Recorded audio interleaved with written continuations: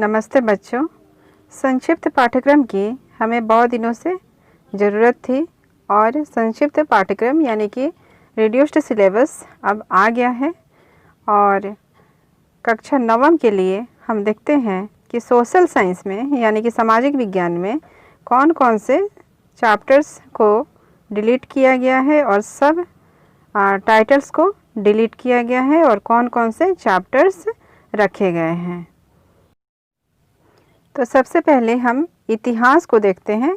यहाँ पे इतिहास में चैप्टर 1 फ्रांसीसी क्रांति से उपविषय जो है उपविषय 6 क्रांति और रोज़ाना की ज़िंदगी इसे हटा दिया गया है। ठीक है, और बाकी सब जो सब टॉपिक हैं वो सारे रखे गए हैं। ठीक है, तो अगर हम ये जान लें कि हमें कौन सी चीज़ नहीं पढ़नी है तो हम आसानी से ये जान जाएंगे कि हमें कौन सी चीज़ें पढ़नी हैं।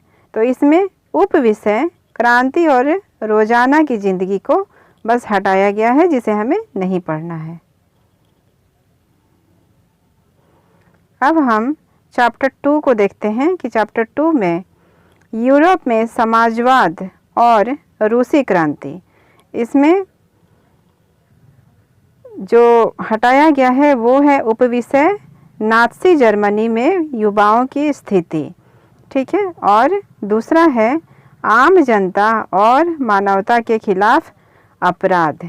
ये चैप्टर 2 से हटाया गया है और बाकी सारे जो सब टॉपिक है वो हमें पढ़ना है। तो बस इन्हीं को हमें नहीं पढ़ना है और बाकी सबको पढ़ना है। चैप्टर 3 में नाज़ीवाद और हिटलर का उदय, इसमें उपविषय 4 जावा के जंगलों में हुए बदलाव, ये हमें नहीं पढ़ना है और बाकी सारे सब टॉपिक हमें पढ़ना है। चैप्टर 4 जो है वन्य समाज और उपनिवेशवाद, इसमें संपूर्ण पाठ का विलोपन कर दिया गया है यानी कि डिलीट कर दिया गया है। और चैप्टर 5 भी आधुनिक विश्व में चरवाहे, इसे भी संपूर्ण पाठ का विलोपन कर दिया गया है, हटा दिया गया है। तो ये हो गया इतिहास का सिलेबस। अब हम देखते हैं सामाजिक विज्ञान में नागरिक शास्त्र। तो नागरिक शास्त्र में हम देखेंगे कि चैप्टर 1 से कोई भी चीज़ें नहीं हटाई गई है और हमें सारी चीज़ें इसमें पढ़नी है। चैप्टर 2 से हमें दक्षिण अफ्रीका में लोकतांत्रिक संविधान, ये हटा दिया गया है, ये हमें नहीं पढ़ना है। चैप्टर 3 से चुनावी राजनीति जो चैप्टर है उससे संपूर्ण अध्याय को विलोपित कर दिया गया है यानी कि डिलीट कर दिया गया है। तो चुनावी राजनीति बिल्कुल ही हटा दिया गया है। चैप्टर 4 से संस्थाओं का कामकाज, इसमें सब कुछ पढ़ना है और इसमें से कुछ भी नहीं हटाया गया है। ठीक है, और चैप्टर 5 से लोकतांत्रिक अधिकार, इसमें अधिकारों के बिना जीवन, ठीक है, इसे हटा दिया गया है और बाकी सब इंक्लूडेड है। ठीक है, तो ये हो गया आपका सिविक्स का सिलेबस। अब आ गया भूगोल। भूगोल में हमें चैप्टर 1 जो है भारत आकार और स्थिति, इसमें भारत के पड़ोसी देश, इसे हटा दिया गया है। चैप्टर 2 से हिमालय पर्वत श्रृंखला, उत्तरी मैदान, भारतीय मरुस्थल, तटीय मैदान, द्वीप समूह, ये हटा दिया गया है। ठीक है, और चैप्टर 3 से अपवाह जो है, इसमें हिमालय की नदियाँ सिंधु नदी तंत्र, हिमालय की नदियाँ ब्रह्मपुत्र नदी तंत्र, प्रायद्वीपीय नदियाँ नर्मदा द्रोणी, प्रायद्वीपीय नदियाँ तापी द्रोणी, प्रायद्वीपीय नदियाँ गोदावरी द्रोणी, प्रायद्वीपीय नदियाँ महानदी द्रोणी, प्रायद्वीपीय नदियाँ कृष्णा नदी द्रोणी, झीलें, नदी प्रदूषण, ये सारे हटा दिए गए हैं।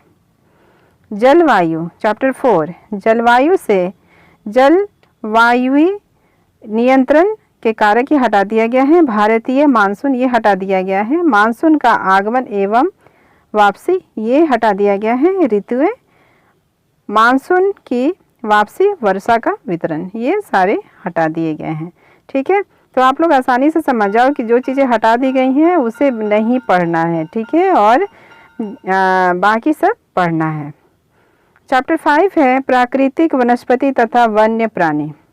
इसमें वनस्पति तथा प्राणियों में विविधता के कारक वन्य प्राणी, ठीक है, इसे नहीं पढ़ना है।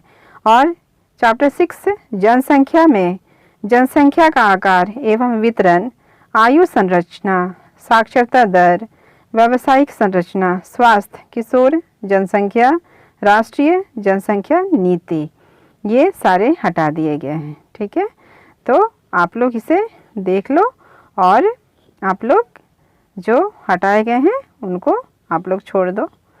और अब आ गया अर्थशास्त्र।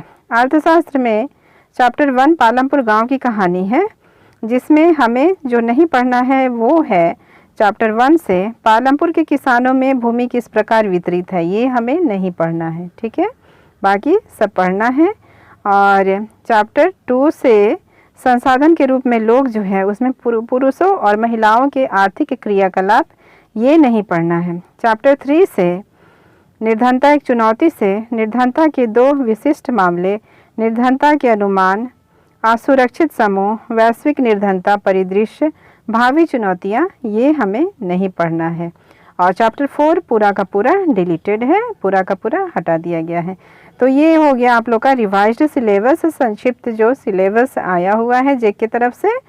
तो आप लोग इसे अच्छे से देख लीजिए और इसको पॉज कर करके देख लीजिए इस वीडियो को और अच्छे से समझ लीजिए। Thank you.